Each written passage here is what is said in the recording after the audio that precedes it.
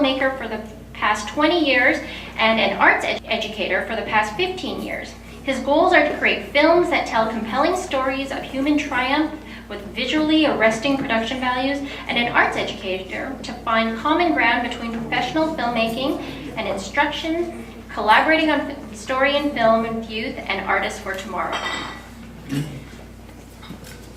And then right before Randy does his presentation, we'll have Becky Thiessen. And Becky is a Winnipeg artist with over 15 years of community art facilitation and education experience, where she has gained a wealth of training, knowledge, and experience. She experiments and challenges herself through painting, drawing, textiles, assemblage, sculpture, and digital media.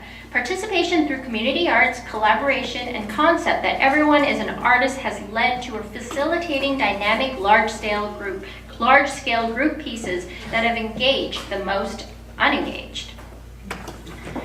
And finally, someone who's going to be coming up very, very shortly, we have Sue Hemphill. And she is a certified and seasoned intercultural trainer and mediator who has been teaching these topics as well as restorative justice in schools to staff, administrators, and students for the past 20 years.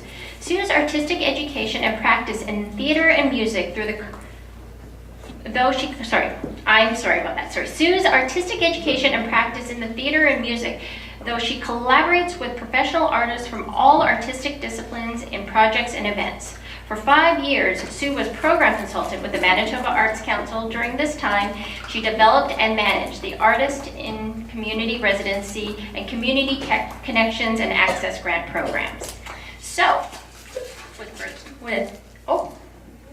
decided to take the break. Oh, okay. All right. So I think we're going to just take a short break. The morning break. The morning break? Okay, so we're going to actually start with the break. So if I can get everyone to come back in about 10 minutes, be seated. So use this opportunity to use the facilities. And I do encourage everyone to try to limit your breaks to the scheduled breaks because of the fact that we are so privileged to have these wonderful presenters sharing their stories and sharing their presentations. So please. So 10:25 if it's 10:15. Okay, so 10:25 if you can be back at your seats. Thank you. Okay, everyone start trying. Anything that represents harmony, please. Harmony. So it could be simple, it could be a pattern, it could be whatever comes to mind. What is harmony?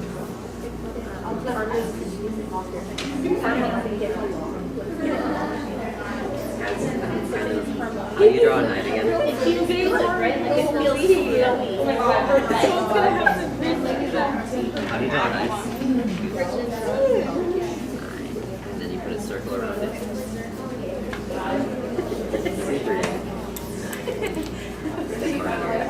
Made sense because as the giants walked around the land, they didn't just boom bada boom, they said eating, eating, eating, eating.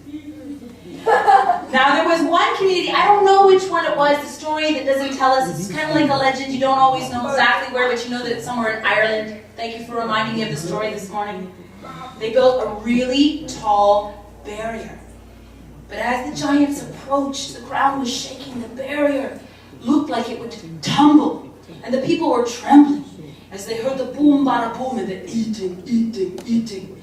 And the mothers, they covered their children. And the fathers, they wrapped their arms around their mothers. And the warriors prepared for battle. And when the giants came to the barrier, they wrapped their fingers around that wall and pulled it down so that it covered the moat.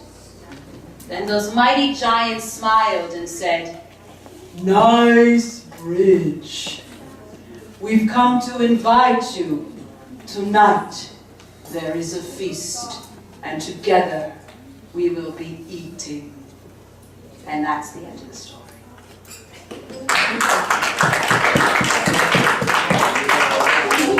Now, Mr. Randy Guest is a filmmaker, And I think you guys already heard about it, he is really excellent at creating film projects with communities to express who they are. And one of those projects that I think he's going to share with you today is the Barons River Cup Song, which started out as a project in northern Manitoba, and then became a project. What's that? What's that? What do these things do? You already started. You already started cupping? You started cupping? Yeah. Okay. So slowly over time it became known as the Canadian version of the Cup Song. And he has an amazing presentation for you today. Randy has worked in schools as an arts educator and filmmaker for over 20 years. He's also an independent filmmaker. He has a documentary that you guys can watch on MTS On Demand. So if you go to the MTS On Demand website, you want to check out the title, Stories from Home, and then go to Under the Same Roof, and it's a documentary of Holocaust survivors in Winnipeg. So it's quite an amazing piece of work, which will be going to the Toronto Holocaust Symposium and Hamilton Holocaust Symposium, we think. So you need to check that out. It's an amazing story. Let's say welcome to Randy.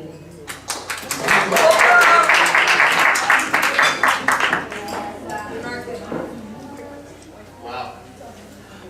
When the person introducing you is also your wife, you got all sorts of unexpected publicity, huh? Thank you, Lan. That was an awesome exercise.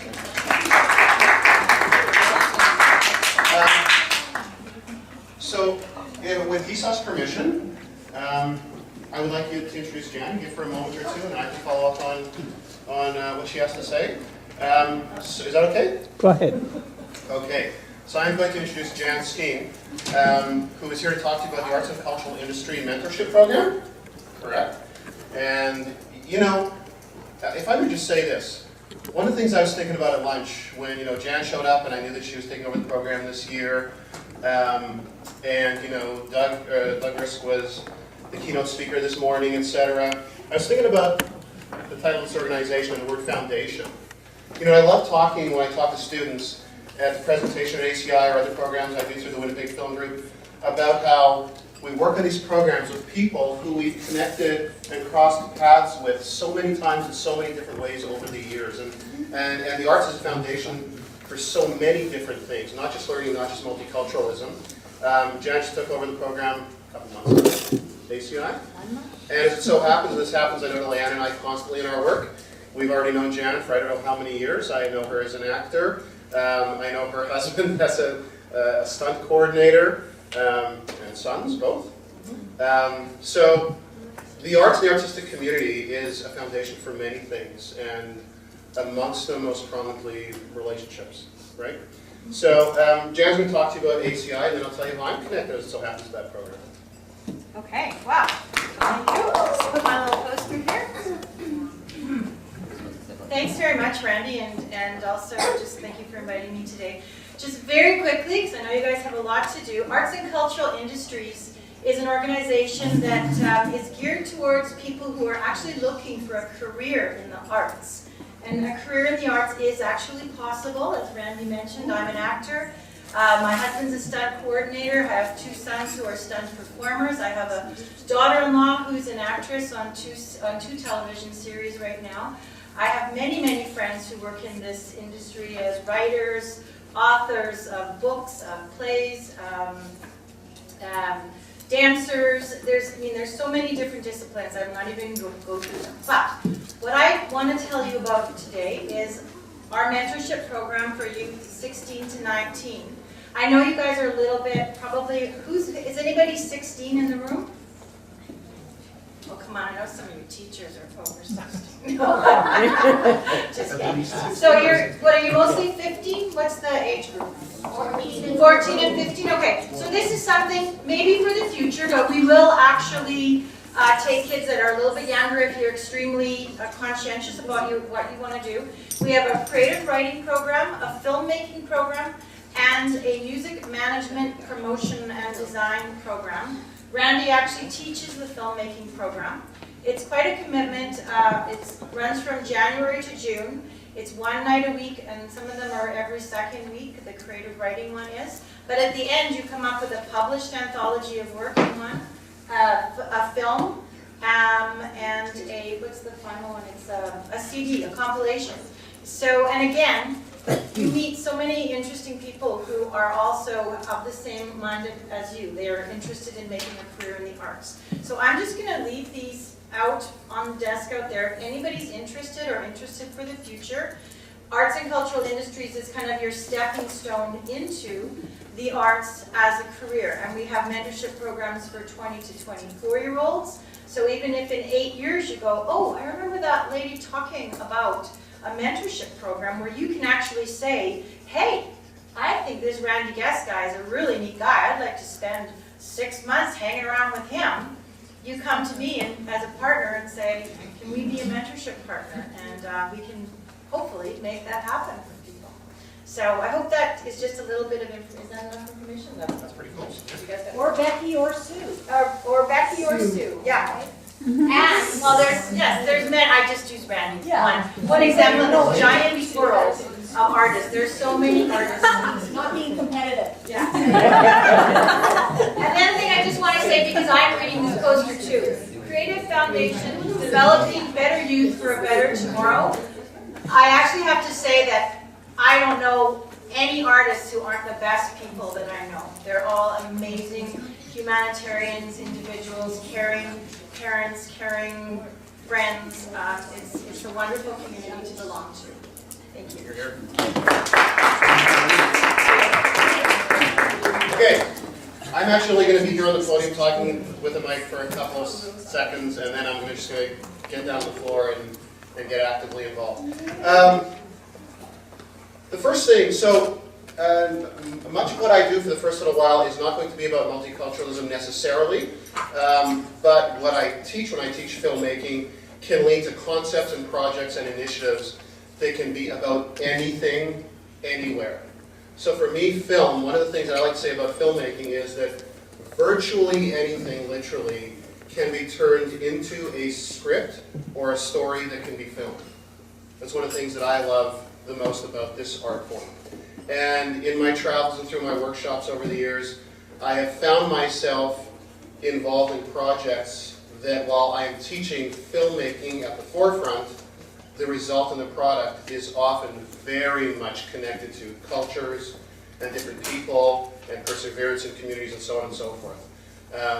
It so happens that the most well-known of those projects lately is the video we're with disabilities, and we do an annual show where anyone can submit, fall under those categories, and put your art in a show. And we have over 100 people participate, and they get 100% of what they sell.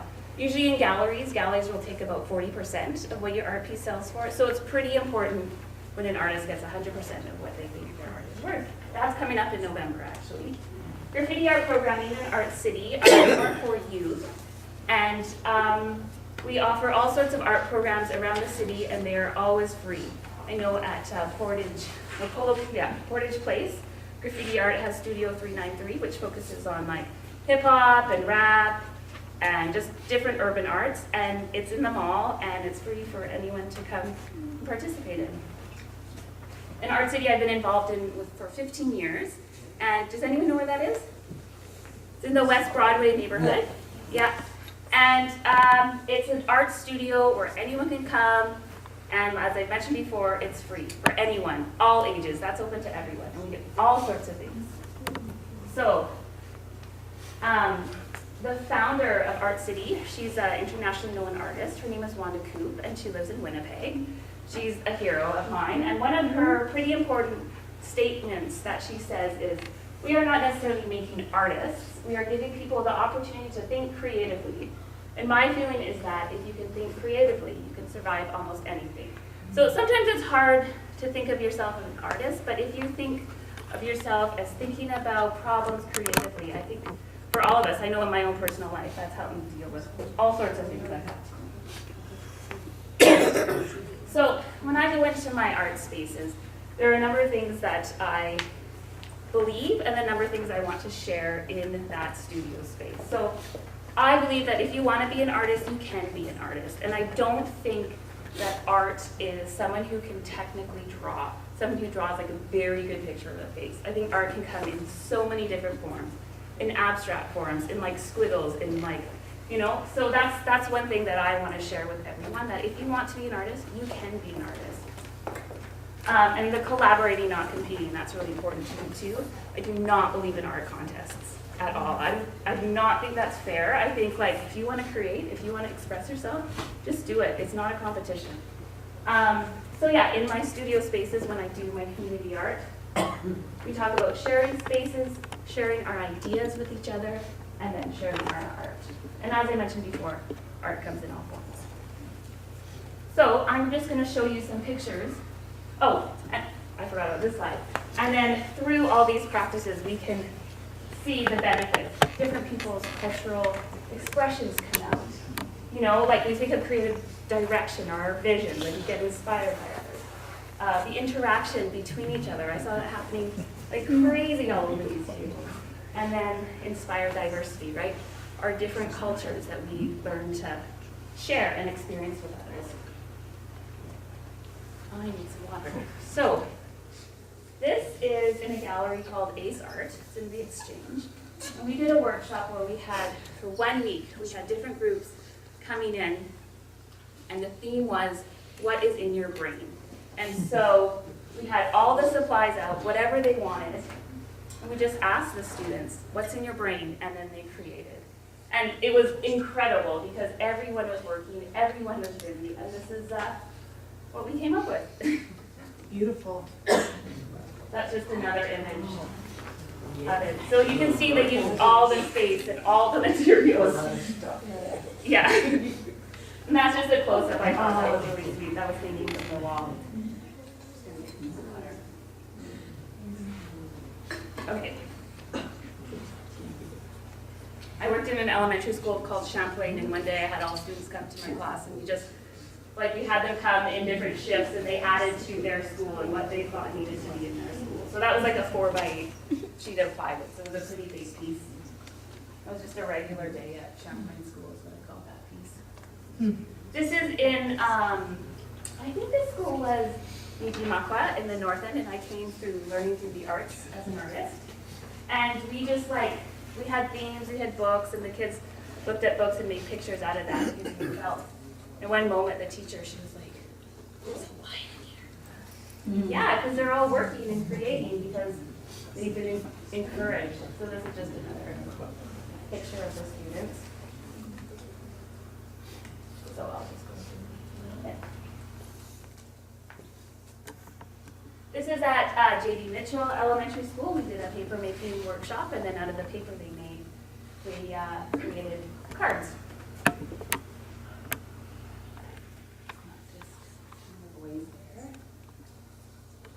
This is at the Rady Center during the summer art camp. We did stop motion animation, and they were such busy bees. Like they were probably grade 5 or 6, and they all made their little scenes and sets, and it was really fun just to see them work really hard and came up with some really nice videos. This is the beginning of a photo set from a project that I called the Art Share Project, and it was back at Champlain School, and it was very kid-led and kid-focused. They were kind of in control of their art projects. So each class we came up with a theme, and then they figured out what they wanted to do. And this day, once again, I just put a whole bunch of supplies out, and they just got to work immediately for 2 hours.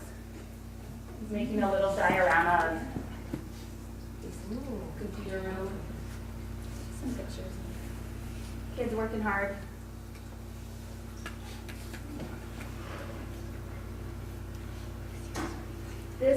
This piece was really neat. We put paper right on the floor, and they all first started around and drew where they lived, and then the next step was connecting their homes or their apartments to each other. So that was either like tunnels or sidewalks or zip lines.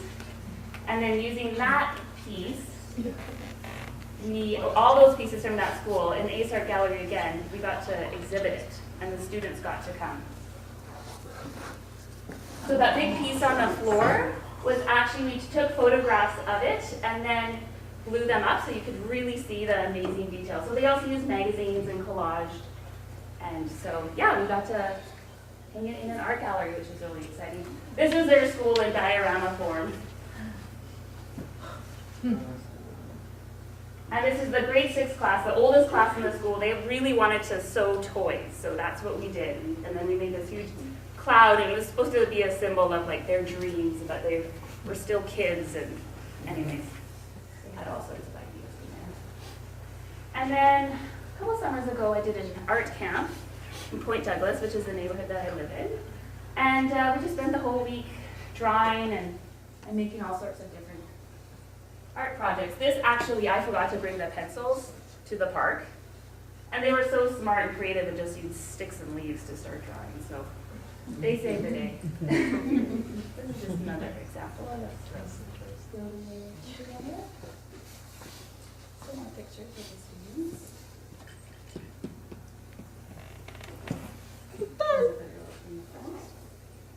This is another piece I did. It was a mural in at the community center near my house where I work. I do a lot of work in the neighborhood that I live with, and that way I know my neighbors and they know me, and we build a community that way. And we're using stencils here that we built, we drew and cut out, and so they all worked on this project and we made a pretty big mural piece, and you'll see the end result. So that's what the piece turned out to be. So you can see like the circles in here in the river, those are all stencils.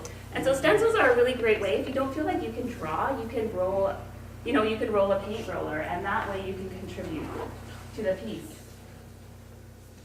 This is just another little girl. We designed fancy gloves. This is just another art program. Not super practical, but very fancy. This is a group of students from probably similar to your age out in Killarney. Does anyone know where Killarney is? So it's probably about 2.5, 3 hours southwest of Winnipeg, the country town. And we use the big stencil method there as well. So we cut out big pictures of trees and then they just rolled them on. And then some of that's one of the piece. So they design like animal shapes, and you can see the repetition of the shapes there. And they wanted to do a sign for their school in the same format. And this is them doing a clear coat outside on the ground. So it was 3 panels long, and it's up in their town now. What time do I have here? You have 10 minutes or 8 minutes. Okay, 10 minutes. So this is another piece I did at Ralph Brown Elementary School, and we were, that is me. We were celebrating Taras Shevchenko, who was a Ukrainian artist, kind of like a very important cultural person in Ukraine, and they were celebrating his 200th day since his birth. And so this is at the ledge, so there's like 7 other pieces, and it was all done in fabric.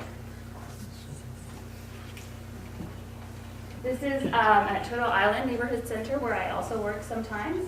The students wanted to do, or the kids wanted to do a mural kind of welcoming people into their community center. So there's no kids in this picture, but they all collaborated and we worked hard. And this sign here says, "Welcome to the North End." And these are also done with stencils. You can kind of see how that form is repeating in my process. I do a lot of that. This is done with, has anyone heard of Resource Assistance for Youth? It's a resource center in West Broadway that supports like older teenagers, young, like early 20s, people who are pretty street involved and need a lot of extra supports and so on. So we ran an art program there for a while. And we made all these pieces and we plastered them on telephone poles around the neighborhood, which gave like a vibrancy to the neighborhood too, right? There's some other pieces. This piece over there with the eagle is, or it's an owl actually. It was a group of teenagers that I worked with. They're not in the pictures, but their art is in the pictures. And once again, I'm using the stencils as a way to make art. Can anyone see what that says? Read that. To the core. Slave to the core. This is this young woman. This is what she wanted to do. She did that. She did this in like 5 minutes. I don't even know how it happened. She didn't do anything for like 2 hours and then Holy, that says a lot.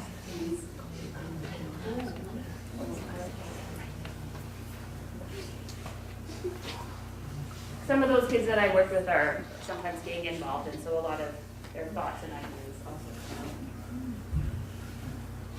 This was a really special group that I worked with. It's in Oslo Village. There's young adults with mental and physical disabilities who come to a day program, and I did an art program with them, once again using the stencil method. And a lot of these people, and especially the actually workers, were like, totally did not like want to do art or even thought that they could do art. And so I introduced this method, and we came up with this like incredible underwater world scene. May I ask a question, Becky? Yeah. To make the stencils, how do you make the stencils with them? Like how do they choose, or do they choose them? So now after I've gone to so many places with stencils, I have a collection of like 100 stencils. Okay. But I also bring the paper, which is roofing paper, that you can buy in the hardware store, because it holds a lot of paint, but it's easy to cut. Okay. And so either use the stencil that I brought or make your own. And it's roofing paper. Yeah. That's Yeah. great. Yeah, it comes in like big rolls, Mm-hmm. roofing your house with. So I thought that was going to be the final piece, and then like it got super colorful. So, and that was another piece I did with that same group of.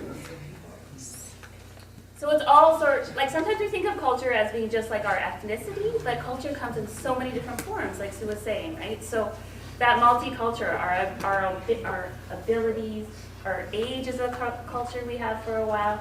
So, yeah. Symbols, like you said. Symbols, yeah. Symbols like And this is a piece I did when I worked in my elementary school.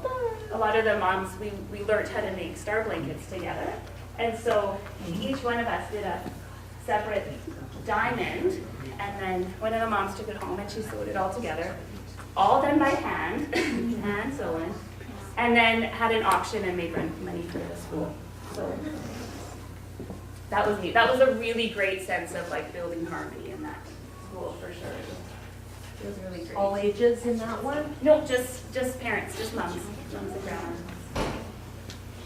And then, okay, so that brings to the end a community art practice, and then I thought I'd share a little bit about the art that I make. So has anyone heard of Nuit Blanche? Anyone here of it? A couple of us? Yeah. So Nuit Blanche is a pretty new thing to Winnipeg, although it happens international. It's one night of celebrating art in a city, and it goes throughout the night. So me and two other people, we built this 8-foot coyote, this sculpture, and illuminated it from the inside. And on Waterfront Drive, we put this coyote, and people came and just hung out and saw the coyote. So there's this. So we built it with a wooden frame, and then covered it with like chicken wire, and then cut out all the different sequences, and then sewed it on. What is the fabric? It's like a plastic. We found plastic materials, like it was all reused. Most of it was. No, we just exhibited it in one night. This coyote was in my living room for a month. It's kind of sad to see her go. Where is it now? In my garage. In different pieces. Yeah. But her name is Trixie because the legend of the coyote is the trickster, and she was very, very tricky, but she was worth it. So that's so she changed colors, like it was on these strips of programmable LEDs. Wow. And she howled. She also howled. How long did it take to complete this? Like a month. Oh, wow. Yeah. It was a lot of work. Okay, like from, wow. That's I mean, there's 3 of us working on it, and we weren't working a month straight, but like after our day jobs. And how tall was that? 8 feet. Wow. Yeah, there's no, like, you can see people here. So, and people hung out like till like 4 in the morning actually. There's probably about 40 people. And that's kind of a close-up. That's of her head, like she's howling like this. Wow, hard to see, but it gives you an idea of the different colors. That's me at a restaurant called The Tallest Poppy. Has anyone heard of it? Yep. So I did a piece on the wall, and they have artists in residencies sometimes. So one weekend I was there, got inspired by the restaurant, and then did a piece on the wall. And I kind of used like the energy of the restaurant and people around me and symbols. So I'm using stencils again. That's the beginning of it. And then you can see the final piece. So when you walk into the restaurant, there's a vestibule, and this is on the wall now. That's at another gallery, at the Edge Gallery. So that's my very slow way of wallpaper. So those stencils have 4 different layers.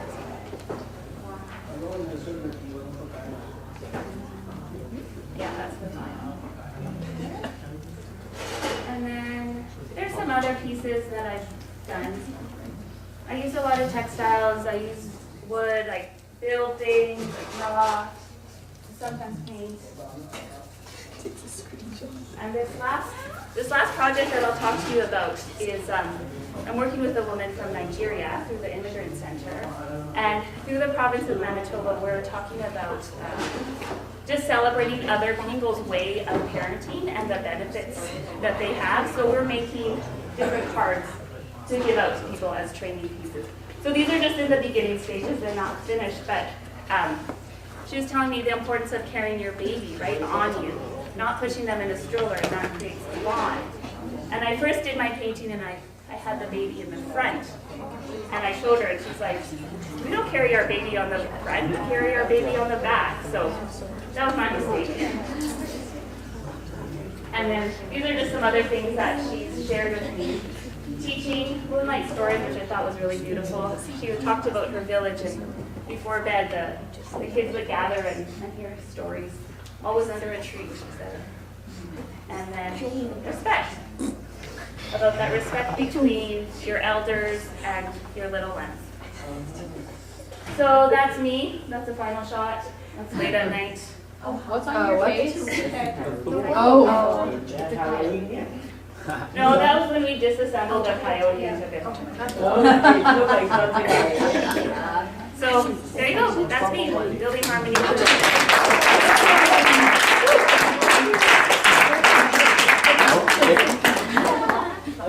Intercultural communication through the arts, that's how you build bridges, that's how you break down barriers and divides and judgments and assumptions that sometimes get in the way of us getting to know each other. And the arts, as we've heard this morning, are such a powerful tool to enable us to do that with one another. Intercultural communication involves 3 domains. Skills, so that's what you do. And you were demonstrating incredible intercultural communication this morning in the skill of listening. That's just one of the skills that comes into intercultural communication. Knowledge, that's what you know. And so that might involve theories or concepts or frameworks. And knowledge definitely includes language. Language is key in arts practice and in intercultural communication. And then this 3rd domain of learning, and that's being. So what does that mean to you when I say, you know, your way of being? Somebody who's not shy, maybe be the first to start this interactive process. What does it mean to you when I say, or what other words pop into your mind when I say your way of being? Yes? Your way of living. Your way of living. Thank you. Yeah. The way you act. The way you act. Great. Any other ideas? Your way of living, the way you act, your way of being. Your identity. Your identity. Yeah. The way you interact. Yeah. So that might be how open or closed you are. Any others? Take maybe 1 or 2 more ideas. Yes. Sorry, personality traits? Who offered that one? I just want to acknowledge you. Okay, thank you. She's like, personality traits? And then, of course, the people at her table are like, she said it. Yes, and you offered one. Oh, so you had a mind melt. Two offered personality traits at the same time. Yeah.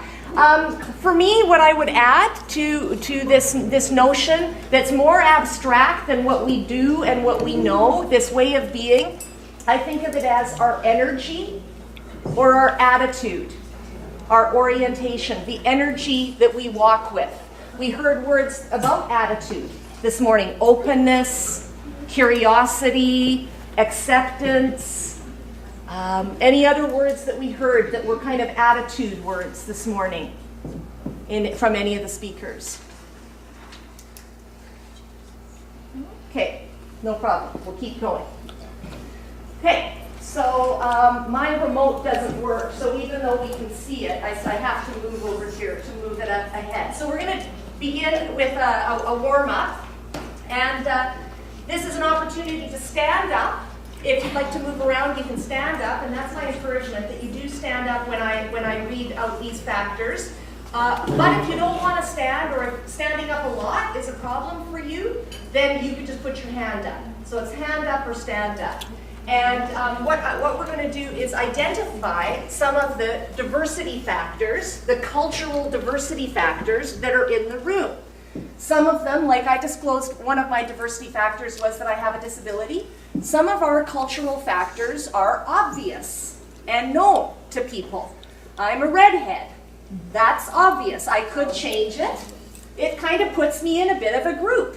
We notice each other, you know? So some of our diversity factors are obvious or visible, but a lot of our diversity factors are not obvious, they're not visible, and people wouldn't know it unless we told them. Like when we listened to Albert and Harmony, there were things that they shared about themselves and their own cultures that we wouldn't have known if they didn't tell us. Same with Douglas. So this is an invitation to you to self-identify and claim. We heard that word reclamation. That's what happens when we lose an identity factor, or we feel like a cultural factor isn't welcome. Then we have to hide it or disconnect from it. And sometimes we don't feel safe enough to disclose certain diversity factors. And so, you know, participate in this, self-identify to your own comfort. Right? Nobody's forced here. So, first of all, how many of you, Douglas, were talking about, you know, that sometimes in our schools or in our communities, one of the divides that might occur is maybe between artists and athletes. There can even be divides within those groups. So if you have a practice, whether it's writing or drawing or painting, sculpting, dancing, spoken word, maybe you write poetry, maybe you do some artistic practice and it's just for yourself and you don't share it. Maybe you do a craft or you knit. Theater, film, what are the others? Song, singing, any other art forms that I've neglected to mention. Okay, if you have an inner artist, this is your opportunity to claim that, knowing that all you have to do is stand up. We're going to not demand anything else of you. So if you've got an internal practice, some way of expressing yourself artistically that you do, even if it's just for yourself, stand up. Let's see how many people in the room. We've got some hands up as well. Great. Okay, let's acknowledge all of those people. So that was the majority of people. Okay, if you were born in Canada, stand up. Look around the room. This isn't just for me. We're a learning community. So a lot of folks were born in Canada. Let's give them a hand. Okay, you can sit down. If you were born on a different continent, stand up. You were born in Ireland. Welcome. And we have some encouragement here. She said she was born in Portugal. Okay, Portugal. Wonderful. Yeah. Are you standing? Yeah, I was born in Pakistan. And you were born Asia. in Pakistan. Yeah. Acknowledge that. Yeah, and we've got one at the back. Thank you, Leanne. In Israel.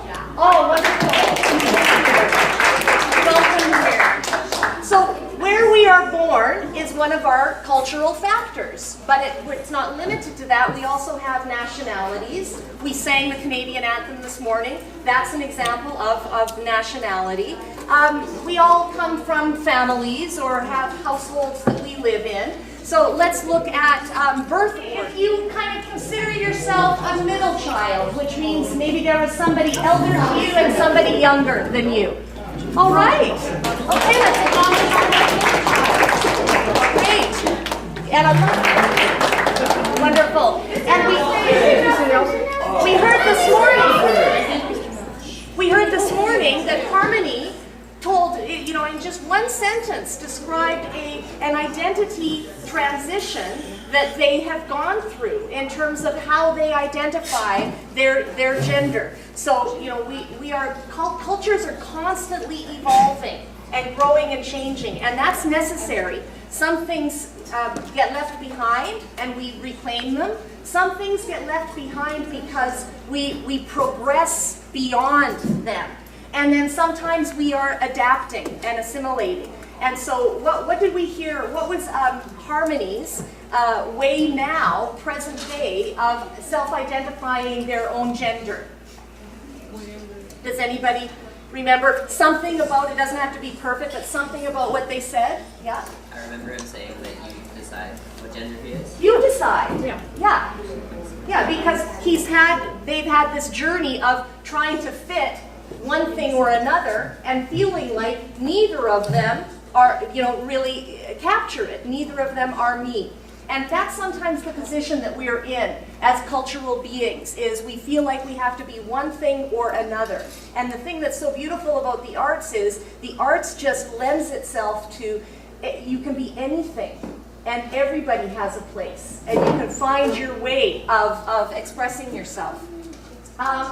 I think that's all I'm going to do on the roles, but that just gives you a little flavor for a safe way of identifying diversity factors. If you were to do that in your groups or in your classrooms, and you were really starting to build some trust, what you might then do is ask people, what's that like for you? So you're an only child. What's that like for you? You're a firstborn. What's that like for you? And some people would be able to answer that question talking. Some people would not be able to answer that question talking, but they might be able to answer it drawing. Or they might be able to answer it by showing something non-verbally with their body. Like, what was being the youngest like for me?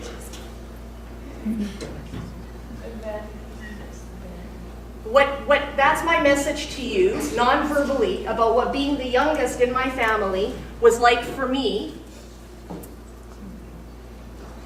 What do you interpret from that non-verbal message I'm sending you about what I'm telling you it was like for me?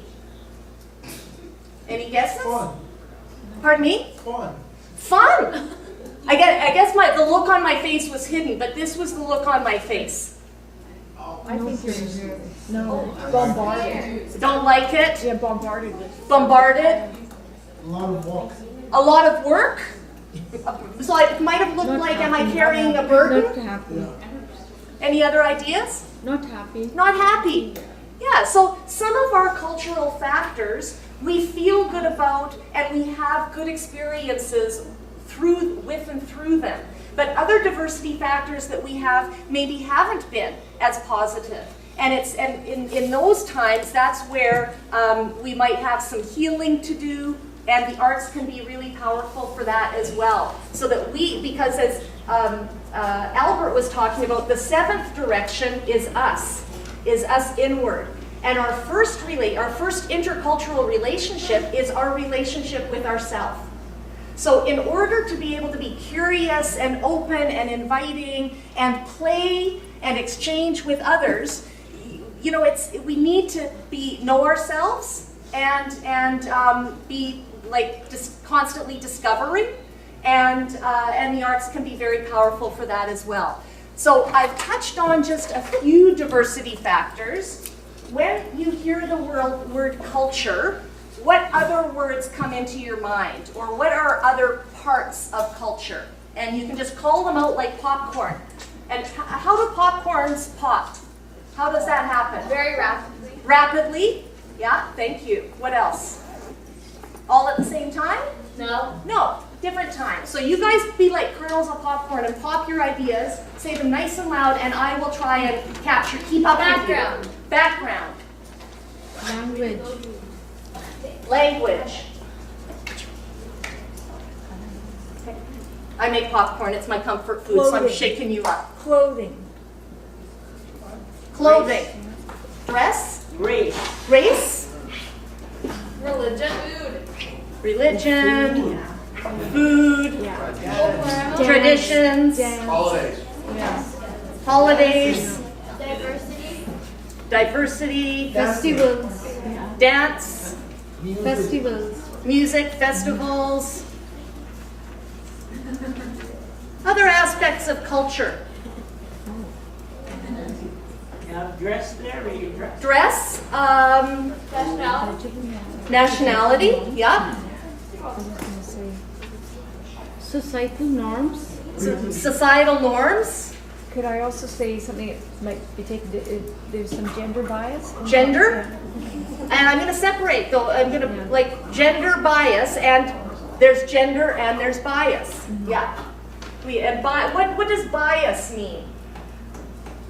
Like you're seen as, you're not on, it's not even Steven. It's like. So I'm going to put inequality. Sometimes is an aspect of culture or an aspect of society.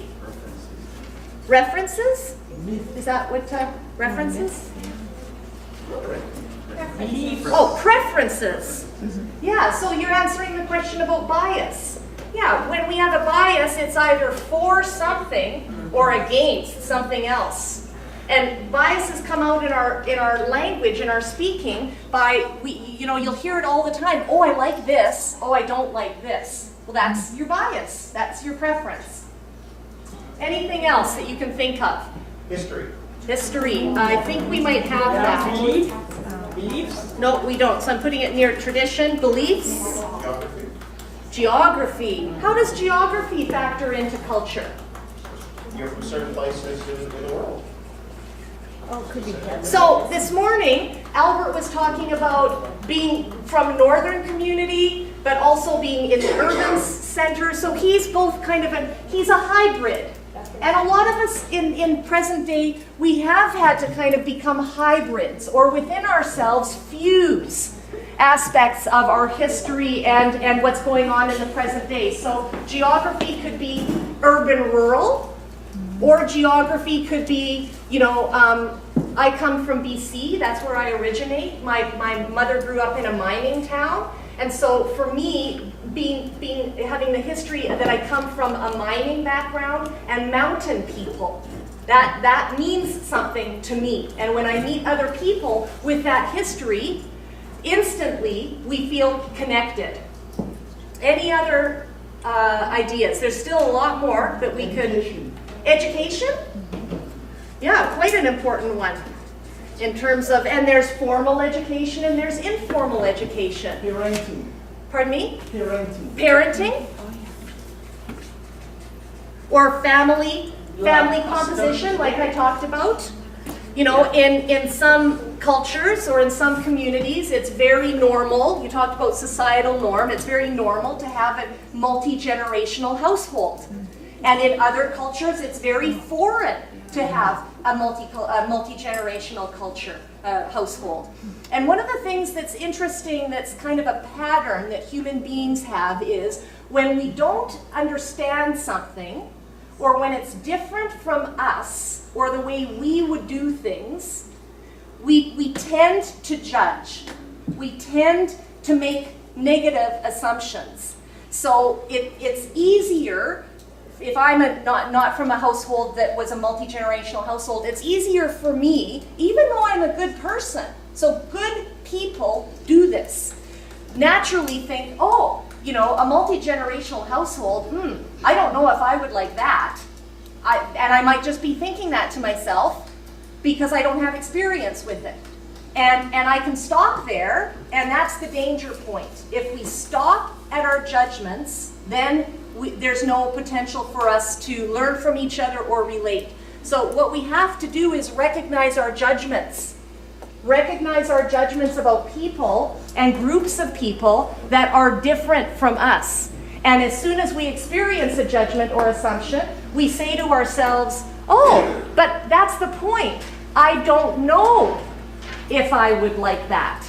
And I can just change the tone from, I don't know if I would like that, where I may be fearful and suspicious, or I can say the same thing and go, gee, I don't know if I would like that.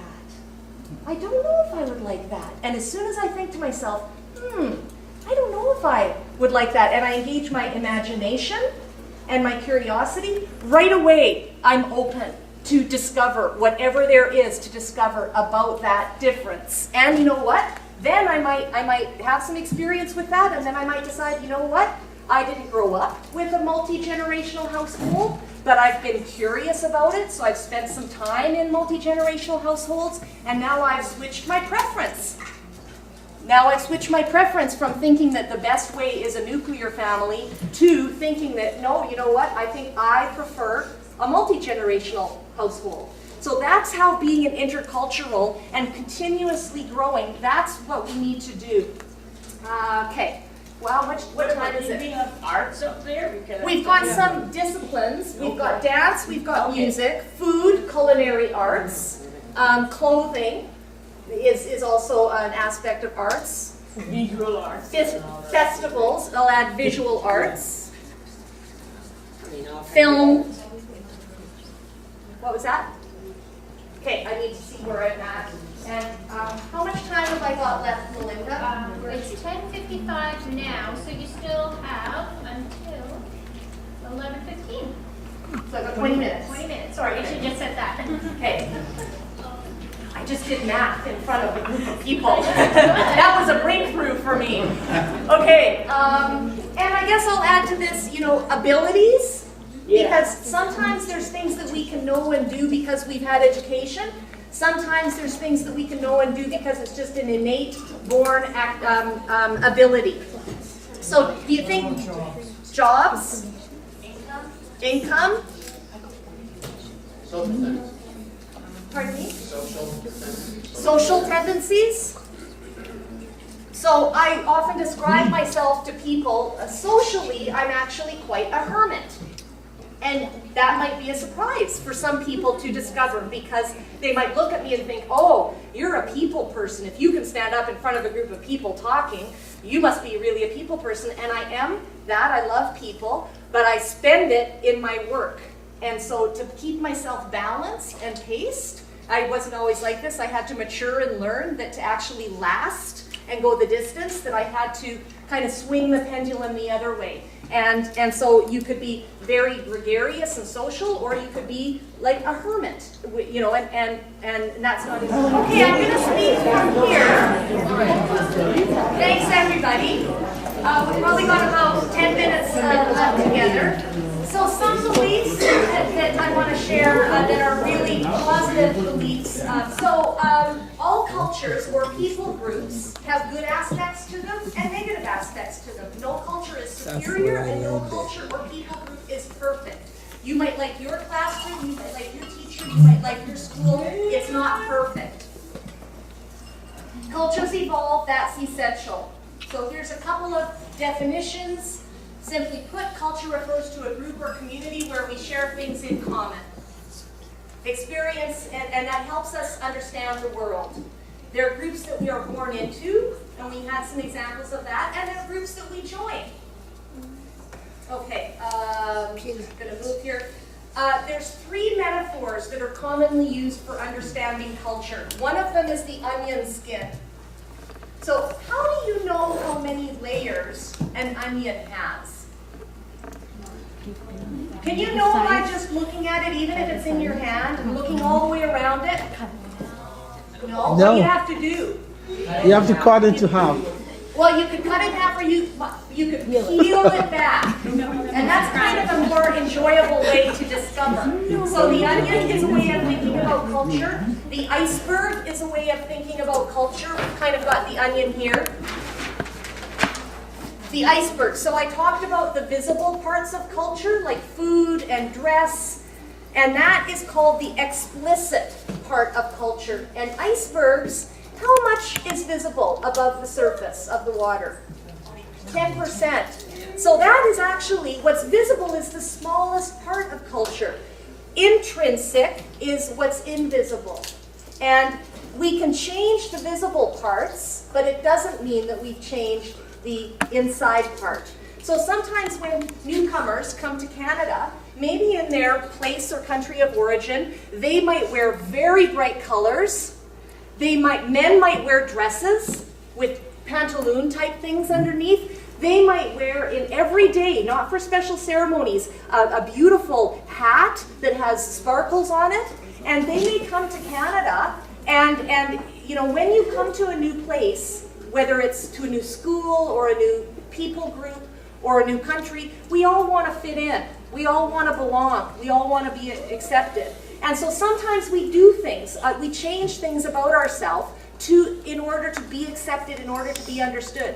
So I have known and taught and been friends with people who have changed, and I myself have changed things about my visible culture in order to be more accepted, but it doesn't mean that the inside has changed.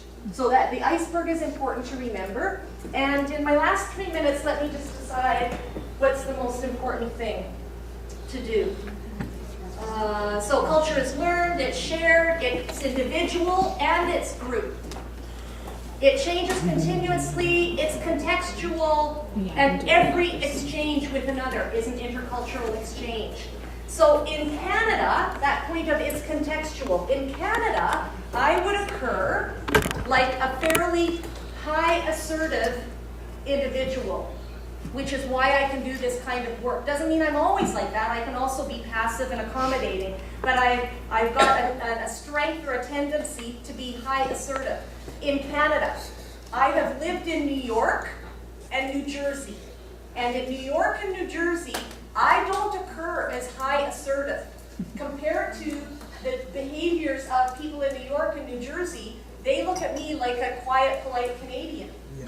Because I'm interrupting, you know, I'm kind of apologizing a lot, and I don't like interruptions, and if people are bumping into me, I'm saying, excuse me, you know, and when I was in New York and people were bumping into me and interrupting me, and I'm always waiting for my time to talk, I'm thinking, again, that judgment is there, and my first thought is like, oh, that's kind of rude, you know, you're bumping into me and interrupting me, and you're not apologizing, because in Canada, that's not the norm. So culture is contextual. Depending on where we are, we may be perceived differently. So we need to always be noticing both similarities and differences. And the last thing that I want to leave you with is this notion of the valuing diversity spectrum. And maybe if there's time later today, we might be able to get you to do this one task with the flip charts. So there's a spectrum, if you can see that up there, and at one end of the spectrum, the way people feel and think about cultural differences is they think hatred, hostility, which often is based in fear and ignorance, and that might cause segregation. You know, in school, we don't use the word segregation. What's the word that we use when we are making somebody feel pushed out or left out in school? Excluding. Alienated, excluded. Bullying. Yeah, that's the action or one of the actions of bullying.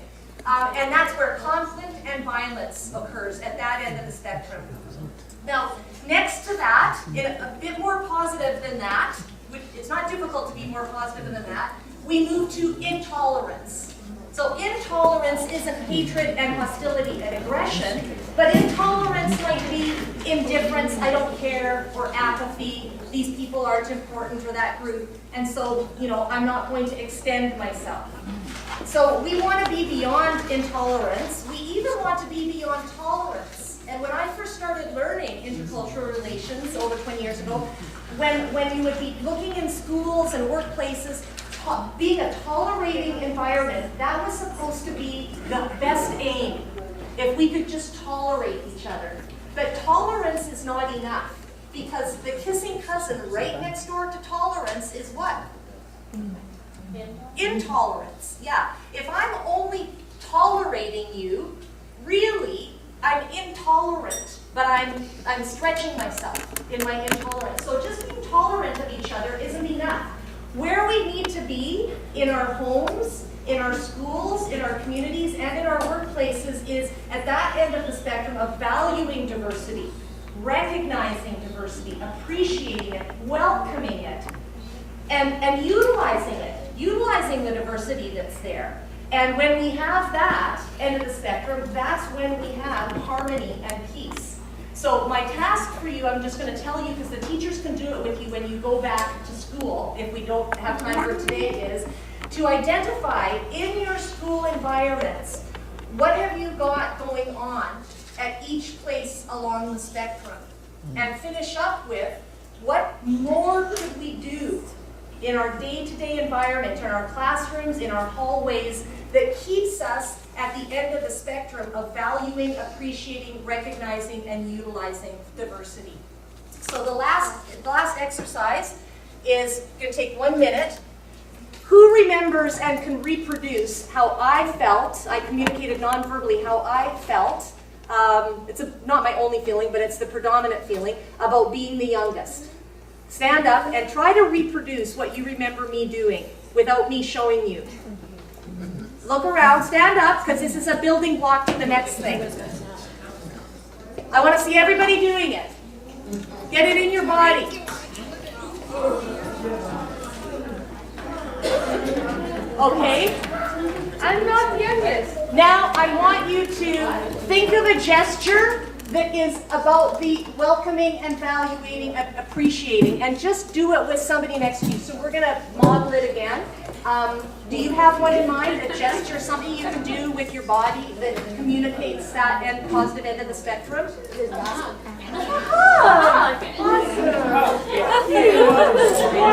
thank you. So now make a gesture with somebody near to you that is about the positive end of the spectrum. Make a gesture that's about the positive end of the spectrum.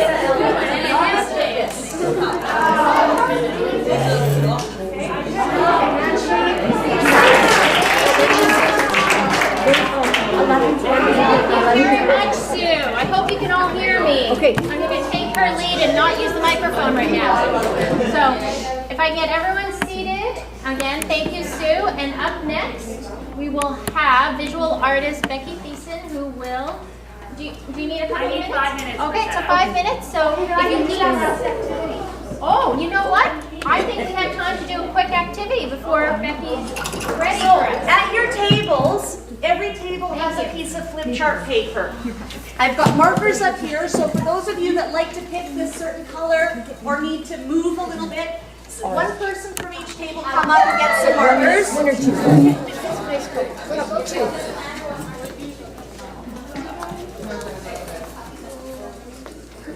And once everybody has their markers and their flip chart paper,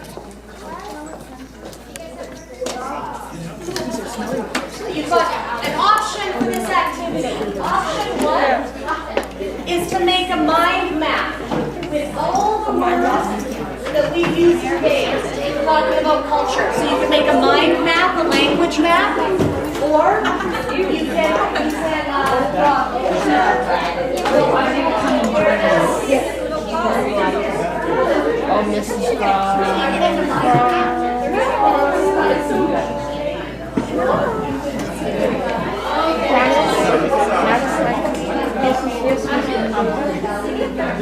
Okay, what are you going to write down? Mind map. Mind map. You want to take the which one are you guys going to do? There's a paper on the back.